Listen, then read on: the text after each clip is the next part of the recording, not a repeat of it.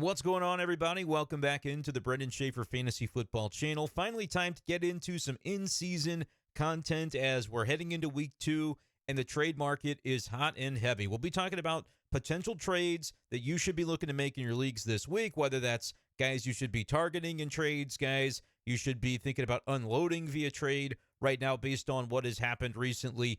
All that kind of stuff coming up on today's video. But want to make sure at the top we talk about Underdog Fantasy. I'm proud to be partnering with Underdog Sports, my favorite place to play fantasy games. You got to check out Pick'em. It's so easy to play. Just pick 2 to 8 stats of your favorite players and choose whether they'll go higher or lower. It's really as simple as that. And if it sounds like fun, you can sign up with promo code BSHAFE to claim your free pick and first-time deposit offer up to $1,000 in bonus cash. That's the promo code right there on your screen, BSHAFE, when you click the link in the description to this video below for Underdog Fantasy. And this week, as you see on your screen, they've got a free pick that is going to start you off the right way. CeeDee Lamb, higher than 0.5 total yards. All he's got to do is catch a pass for at least a yard. He'll go higher than 0.5. So that will start you off right, and that's a great sign-up opportunity here this week. So if you want to check that out, that's all available right now on Underdog. The link below is in the description to the video, and the promo code is BSHAFE. Okay, we're going to get going now talking about potential trades. Here's how I like to do it. I like to look at week 1 and the players, how they performed, and talk about a couple of the names. I'll scroll through the position groups quickly here. We probably won't even spend time on tight end because it was a total wasteland. But RB and wide receiver we're going to focus in on and just talk about some of the names based on how they performed. The guys who performed great, probably not the best week to try to trade for them, right? Because their managers are going to want to keep those guys. Guys that performed poorly, but don't usually perform poorly. Those are who you target in trades this week. Sounds like a simple concept, but it is one that works. Saquon Barkley, yeah, good luck prying him away from those managers this week. He was unbelievable. I think he'll continue to be, by the way, in the Eagles offense. If you can find a way to trade for him, I've got him as a probably top 3, top 4 running back the rest of the season. I think the fears of Jalen Hurts taking away touchdowns from him and making Saquon useless were overblown. Saquon's going to be great. Mixon was fantastic. I don't know that that's going to continue every week. The workload's probably going to be there. He might be a sell-high candidate. Devon Achane did exactly what I thought he would. I was heavily targeting him in drafts. Love seeing that from Achane. Just keep in mind, Thursday he may not play, so grab your Jeff Wilsons, grab your Jalen Wrights if you can, if you're relying on Devon Achane. And if he doesn't play, that might be the time to go and target him. If a manager's desperate, you can try and trade for a guy that's injured. I don't think it's going to be long-term with Achane, even if he doesn't play this week. The short week does make it a little tricky. J.K. Dobbins, another guy who you could say sell high based on his big week 1 performance, 23 fantasy points in PPR. But at the same time, maybe he's the guy in Los Angeles. So if you drafted him, congrats. You might have a really cheap RB2 on your hands right there with J.K. Dobbins the rest of the way. Jordan Mason, we'll talk about McCaffrey. That's kind of the big name this week that I'm wondering, should people be dumping their McCaffrey shares if they can? Various trade charts that you see online have said, McCaffrey is still the top overall running back. So maybe if you're a scared McCaffrey owner, you might be able to get one of the other top running backs for him. But obviously there's some trepidation when it comes to him right now. But Jordan Mason, the backup, seems to be doing some work. So we'll look in some recent trades that have happened on Yahoo. Let's go ahead and do that right now, actually, as we roll on over to the trade market. Jordan Mason, and we'll look at some McCaffrey deals to see what's actually getting done. But this is kind of the way that I like to do these and see, okay, what's reasonable, what's realistic, what's actually happening in real leagues, and that can help you figure out what you should do with your players of the same ilk. Mason going for Higgins, and Higgins is another guy who didn't play last week, so there's some trepidation about that player. But if he gets back, I mean, he's probably a top 24 wide receiver, you would have to think. So that's an interesting name. Goes for Tyler Lockett. Goes straight up for Eckler, for DK Metcalf. That's a pretty big get if you're the Metcalf manager trading away Mason to get Metcalf. Brian Thomas, another rookie who showed well week 1. Jordan Mason for Jonathan Brooks. Some of these I like the Mason side, honestly, because I think McCaffrey's going to miss this week, and then we'll see. I do think eventually McCaffrey returns to be the workhorse RB1 again for the Niners. So if I had Mason and I didn't have McCaffrey, I think I would be willing to cash in, but I would be looking more toward the the DK Metcalfs, the Brian Thomases, the T. Higgins. Even T. Higgins, to me, I'm probably not moving Mason for right now, just because whoever's got T. Higgins is probably eager to unload him if they're panicking. I actually have Higgins and McCaffrey on a team, and I've been floating out both players, but I'm basically not taking less than they're worth. If I get lucky and get a trade done for what I drafted them to be, then that's fine, but I'm not going to panic because of 1 week or because of a short-term injury for both players. But if I've got Jordan Mason, like, that's an opportunity to really level up. I like you see Mason and Dell for Metcalf, I don't like as much. I think Dell and Metcalf are in a similar tier. That graduation from Dell to Metcalf isn't good enough to me to give up Jordan Mason. I'd like to just do it, standalone and have a really good player potentially for Jordan Mason who could be a short-term asset. But like Olave, I think that's a great get. Olave played badly week 1. Mason goes berserk week 1. That's a deal that I think could actually get done in some leagues. Mason and Brian Robinson for Devontae Smith. I'd like the Smith side of that trade because Robinson was great week 1, but he's on a lesser offense that he may not be as the early downs workhorse, somebody that gets a lot of fantasy points, and Mason could be a short-term asset. So you acquire a 3rd or 4th round pick after 1 week, and Devontae Smith, great trade, in my opinion. Mason with McCaffrey for Tyreek Hill. I like it if you are basically panicking and you just don't want to deal with the headache of that San Francisco backfield. Like, Hill is going to be safe, but I hope you had running backs on your team. The reason we liked CMC over Hill in draft season was because of the build of a roster in a snake draft.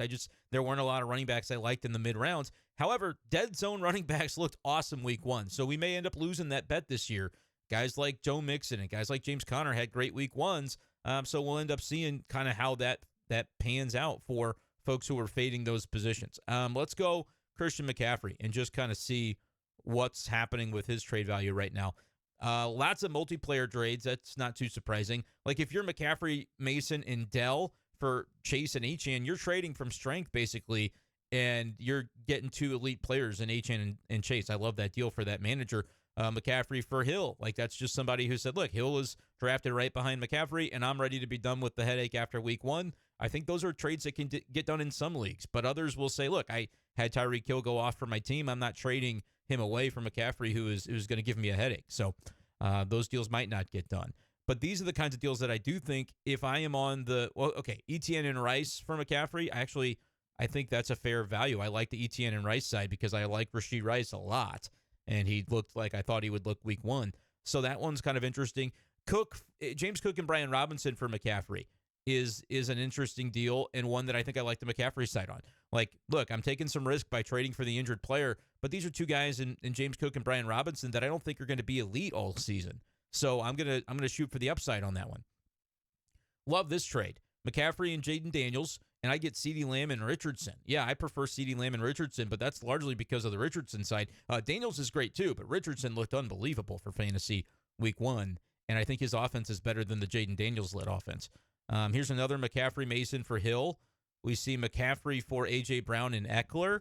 Like, there's some 2-for-1s that I think can get done here. Let me know in the comments below, what are your McCaffrey-related, Jordan Mason-related trades that you're trying to sort through this week? I think that's going to be popular to be discussed. Dead zone guys like James Conner, Aaron Jones, Ramondre Stevenson. I mean, how did Ramondre Stevenson do that, man? He was just going berserk, and that was a positive game script. He's a guy I would sell just because I don't think the Patriots are going to win that many games, and they happen to have a positive game script where their RB1 could eat in week 1. But James Conner, Kamara's going to do what he's going to do. He's going to catch passes.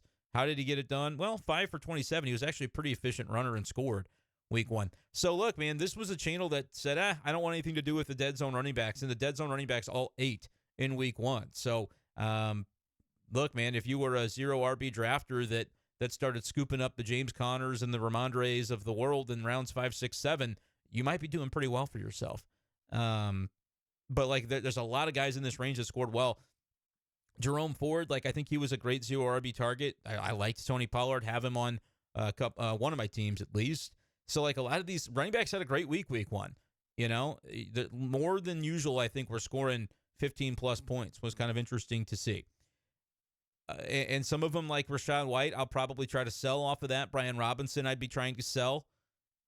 That's just, I'm not sure I trust those guys season long. Other guys like Jahmyr Gibbs did what you thought he would do, so you can't really say you're going to buy or sell him off of that. But guys we already liked did well. Josh Jacobs was interesting because he didn't look good, but got to 12 points, was drafted early.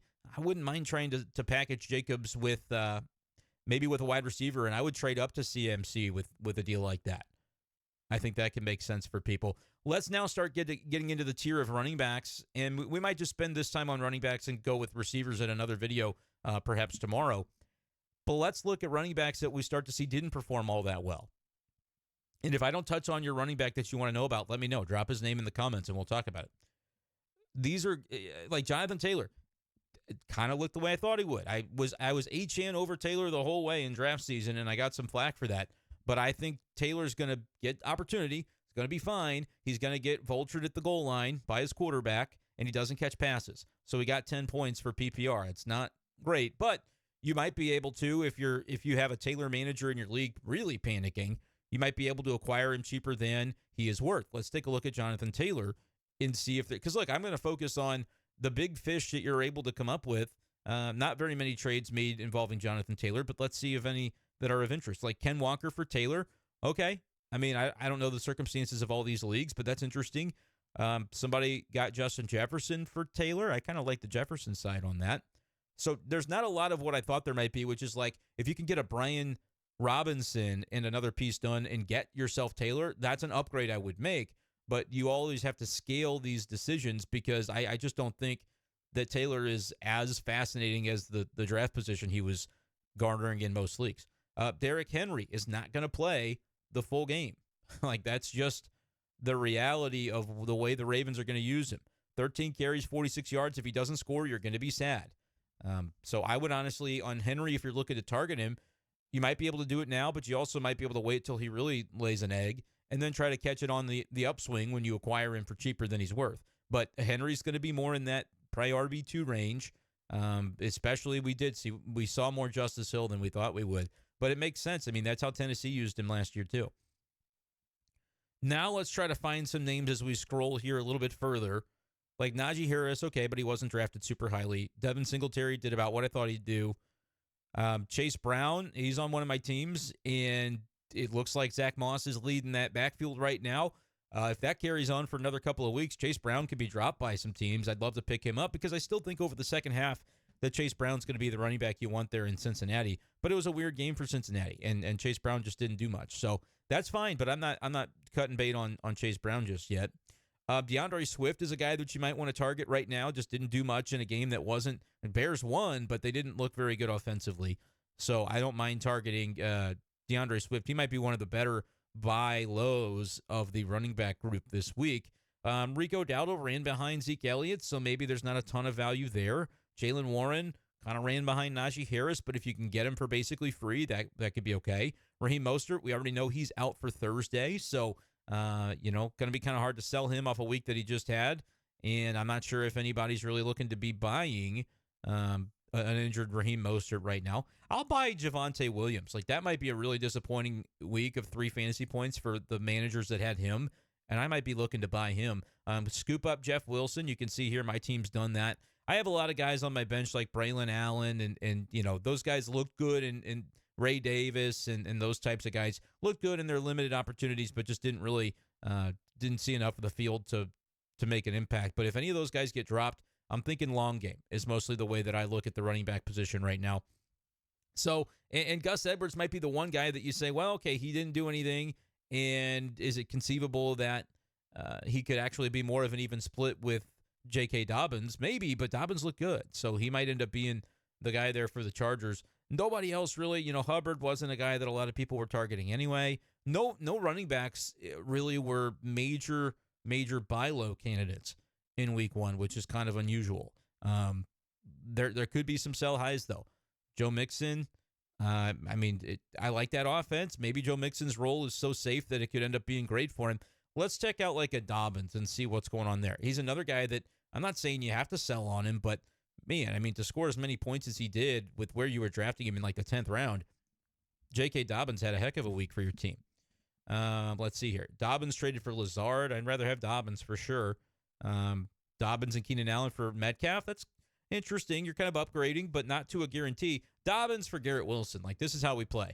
That's not always going to get it done, but you're looking for the wide receivers that maybe underperformed a little bit in week 1, and somebody sees stars when they look at J.K. Dobbins and says, oh my gosh, it's Jim Harbaugh, RB1. We have to get him. Those are the kind of moves you can make, and I love the Garrett Wilson side of that. No doubt. Because there is still risk with Dobbins. We've seen it for 1 week, but he's got a prior injury history. He looked like he wore down on some of those longer runs toward the end. They caught him from behind. I think he'll be good for fantasy, but I don't think he's locked and loaded. Even Dobbins and Amari Cooper for Drake London, as we see here, I think is kind of interesting for the London side. Lot more interesting wide receiver buy lows, I think, than there were at the running back position that we'll be able to talk about next week. Or I'm actually going to talk about this on Thursday. I'll do a Thursday morning wide receiver video talking about the buy lows and the sell highs at the wide receiver position. But yeah, other running backs, I'm just trying to rack my brain here. Think about anybody that should be looked at. We looked at Mason. We looked at McCaffrey. Like Ramondre Stevenson, I'll be curious to see if people are totally bought in on him after the great week that he had for a Patriots team that, again, like I don't think it's usually going to go that way where he's going to get to run the way that he did in a positive game script. You see him flip for Montgomery. Like I actually would probably stick with Stevenson for that. This is interesting.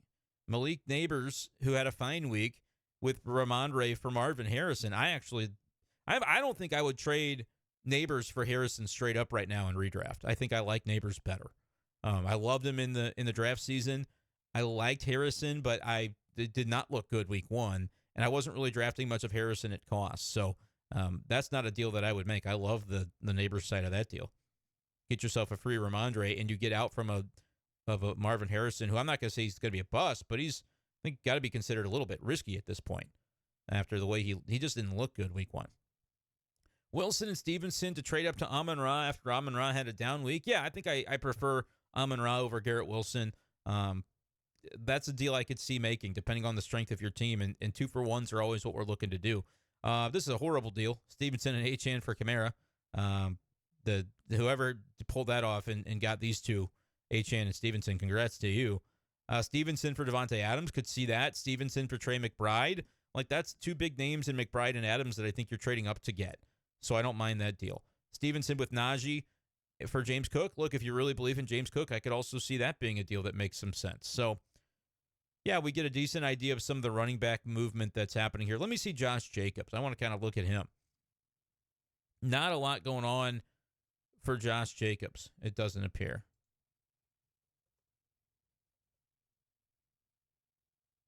Yeah, just a couple of trades on Yahoo, it seems.